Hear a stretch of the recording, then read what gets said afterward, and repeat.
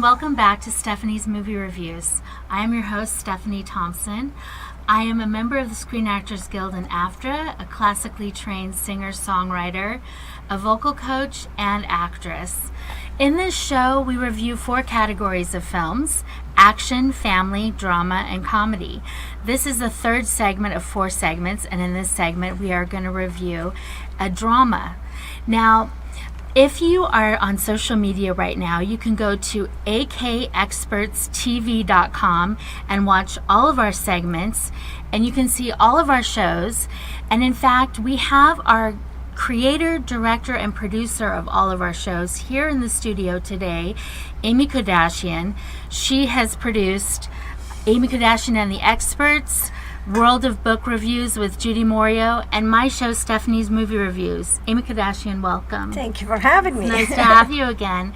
And then we also have J.D. Smith. He's an actor, and he also told me that he had written some movie reviews himself a while back. Oh, a little bit. Show reviews. Show reviews. He dabbled in that a little bit. So he's got some really interesting takes and viewpoints on movies. So being an actor and having acted in movies. So I really appreciate you coming on the show. Thank you. You're very welcome. Nice Thanks to have for having you. me. Absolutely. So we are going to be discussing the drama The Edge of 17 today. Now, its category is comedy drama. It was written and directed by Kelly Fremon Craig. It stars Hailey Steinfeld, Woody Harrelson, Kira Sedgwick, Blake Jenner, and Haley Lou Richardson. It's R for some drinking, sexual content, and language. It's an hour and 42 minutes. And basically the synopsis is that Nadine has a pretty difficult time navigating through her life until she meets her best friend in elementary school. And then at the age of 17, her best friend starts dating her older brother, whom she despises. And then things get rough again. Is that about right, folks? Well, let's not forget that her older brother has led a charmed life. An extremely one of those, charmed life. one of those awful people who should not be allowed out in public because they make the rest of us feel inadequate as human beings. I myself, was a perfectly balanced athlete across the whole spectrum. Really. Really? Yes, I couldn't hit, I couldn't run, I couldn't catch, I couldn't dribble, so I was right across the spectrum right there. And this fella is right up at the top. Mm-hmm. Yeah. Socially and that's right. Perfect, Socially, I that's know. right. Yeah. Socially and athletically. Yeah. And of course a very, very special relationship with his mother. Yes. She, it seems, she had a rather special and unique relationship with her father, who is rude enough to up and die at the most inappropriate moment. Yeah. That seems to have gotten entirely too popular in recent years with a lot of my old friends.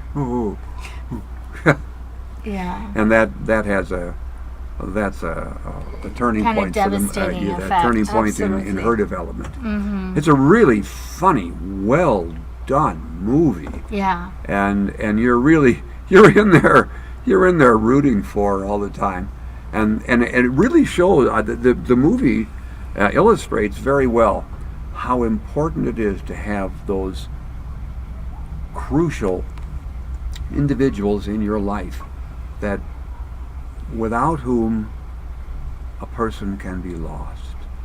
It brought back for me the angst of being a teenager. Yeah. For me, it was like I watched some of those scenes and I was like, I remember that. I remember the bad hair, the problem face, and all that, and thinking, like what she says at one point. She goes, "Are you even up there?"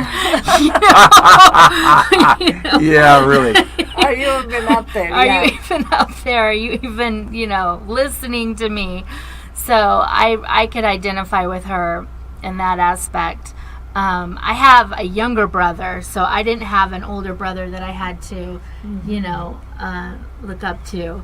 But I can understand how that would be like if you had someone who was perfect in you had to live in their shadow, that would be difficult. difficult. Yeah. Yeah, when And- you're awkward yourself. Yeah, and then sometimes that took me to a couple of my, like, reminded you of something, reminded of something, Yeah. reminded me. I was so close to my father too, but I didn't lose him at 17. I lost him at 25, but I was Yeah. close to him. But also reminded me, I had a great mother, but my mom, sometimes she told me things she didn't mean to tell me. She told me what she was thinking, and then, or she wanted to tell me something that will move me. And instead of move me, it hurt me. That's what she did with her daughter. Instead of moving her daughter to get better, it moved her towards anger more, because she told her, your father, wasn't disappointed by you. And that really got me to, so how many mothers are out there, they tell their kids without knowing what they're saying. They don't even know that you said that, and then you hurt your own child without knowing what you're saying. Yes. One word from the mother, it could mean a lot to the child. Sure. With that, it doesn't mean the mother doesn't like her kids or doesn't love them. She loved her. Obviously, that's her kid. Right. So that's what I took from there. And then also, so many people, they always blame the family, which the family have a lot of responsibility, of course. And majority of the family, they don't understand that we raise our kids this way, and that's it. They don't really take in consideration that each kid have a different way of learning about things. Yeah. And then you say, okay, well, he's no good because of his family, or she's no good because of her family. But they are raised by the same mother, the same father, and each one of them had something different since when they were kid. Yeah. So it has nothing to do with the family all the time. We're blaming the family about everything. Each kid is different. The only thing I blame the family when they don't separate the teaching to teach each kids differently and treat each kids differently how they learn. So Spoiler alert, has a good ending. it has a good ending. Yes. I like to make a point too, Yeah. is a lot of times in movies, some of these movies about teenagers, they show the teachers in a bad light. In this movie, they did not. That's a good They point. showed the teacher in a I really like that. good light, and I Yes. appreciated that.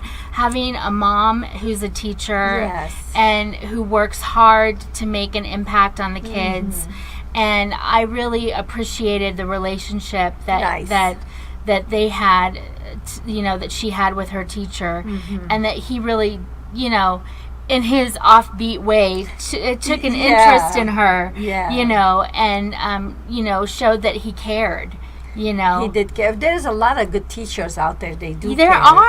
are, You and know. you don't always see that in films. You Yeah. see these portrayals of teachers who are like phoning it in, or like goofing Sure. off, or not doing their job. So I think one other thing is that when we have friends, we rely on one particular friend. It's good to have 2-3 different people in your life to rely on, instead of just being empty with that one person. Yeah. To have more people, because we need more energy, more people support us. Yeah. Then she was stuck only with one friend, and that's what hurt her more. Right.